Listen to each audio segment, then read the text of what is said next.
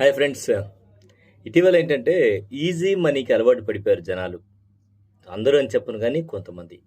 ఏదో ఎక్కువ వడ్డీ వస్తుందనో మనం కావల్లో చూసాం ఒక ఇన్సిడెంట్ ఎక్కువ వడ్డీ వస్తుందని చాలామంది నష్టపోయారు. సో ఈజీగా డబ్బులొస్తున్నాయి. ఎందుకిస్తారు ఎవరైనా గూడా ఫ్రీగా మనకు? మన డబ్బే గదా! మళ్ళీ మనకు రిటర్న్స్ వస్తాయి. ఎవరైనా ఫ్రీగా ఎందుకిస్తారు? బ్యాంకుల్లో ఇచ్చేటువంటి వడ్డీ ఎంత ఇది ఎందుకంటే నికరంగా అక్కడ నికర వడ్డీ ఉంటుందక్కడ. మనకు రిటర్న్స్ కరెక్ట్‌గా వస్తాయి కాబట్టి అక్కడ తక్కువ వడ్డీ ఉంటుంది. మరి ఇక్కడ ఎక్కువ వడ్డీ వచ్చేస్తుందని జెప్పేసి పోయి డబ్బులు ఎలా పెడతారు? నాకర్థం కావట్లే. వాళ్ళకేముంది నేరస్తులు. ఒక నేరం చేసినోడు ఇంకో నేరం జేస్తాడు. అంతే. లాయర్‌లని పెట్టుకుంటారు. కేస్ జరుగుతూ ఉంటుంది. మరి నష్టపోయేదెవరు? పిల్లల పెళ్ళిళ్ళకి పెట్టుకున్న డబ్బులు, ఇళ్ళలో ఇప్పుడు హైదరాబాద్‌లో ఒక సంఘటన చూసాం. బైక్ షోరూమ్‌కి సంబంధించి, బైక్స్‌కి సంబంధించినటువంటి ఒక యజమాని చేసినటువంటి నిర్వాకం చూసాం. ఇక్కడ ఆత్మకూరులో ఒకటి చూసాం మనం పోస్టల్‌కి సంబంధించి. సో, దాని మీద కొంత నష్టపోయామని జెప్పి కూడా చెప్తూ ఉన్నారు. సో, ఒక దగ్గర అని కాదు. చాలా దగ్గరల చీటీల పేరుతో మోసాలు చూస్తూ ఉన్నాం. అన్నీ చూస్తూనే మళ్ళీ ఎక్కువ వడ్డీకి ఆశపడి మనం నేరం అంటే మనం ఆశపడుతున్నామంటే ఇది కూడా ఒక నేరంగానే మనం పరిగణించాలి. ఇటీవల కాలంలో ఈ బెట్టింగ్ యాప్స్ ఎక్కువైపోయినాయి. బైక్ పెట్టి తగలబెట్టేస్తాను. నేను 2 రోజులు 2 నిమిషాల్లో సంపాదించేస్తానంటాడు. ఎలా వీలవుతుంది?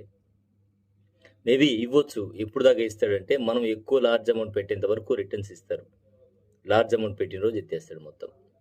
సో, ఇటువంటివుంటాయి. ఇవన్నీ గూడా నమ్మకూడదు.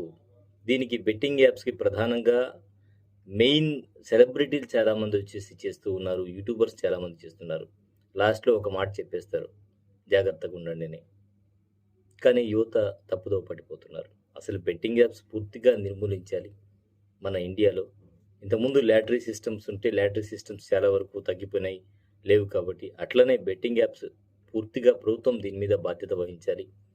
మనకు కనీసం మన ఏపీలో అయినా ముఖ్యమంత్రి చంద్రబాబు నాయుడు, అలాగే మన వారి తనయుడు యువనేత నారా లోకేష్ గారు, మంత్రి నారా లోకేష్ గారు దీని మీద చర్యలు తీసుకోవాలి. చర్యలు తీసుకొని ఎట్టి పరిస్థితుల్లో బెట్టింగ్ యాప్స్ ఏపీలో లేకుండా చేస్తే బావుంటుంది. యువత పెడదోవ పట్టకుండా ఉంటారు.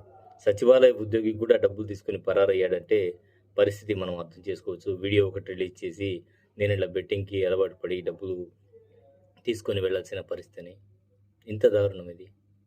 సో, ఒక్కసారి ప్రతి ఒక్కరూ ఆలోచించండి. దయచేసి ఈ బెట్టింగ్ యాప్స్ జోలికి వెళ్ళొద్దు. ఎవ్వరు గూడా డబ్బులు మనకు ఫ్రీగా ఇవ్వరు. అది గుర్తుంచుకోండి. కష్టపడి సంపాదించుకోండి. కష్టపడి సంపాదించిన రూ. 10 గూడా మనకు ఆ సంతోషం వేరుగా ఉంటుంది. అదే మనకు మిగులుతుంది. అదొక్కటి గుర్తుపెట్టుకోండి.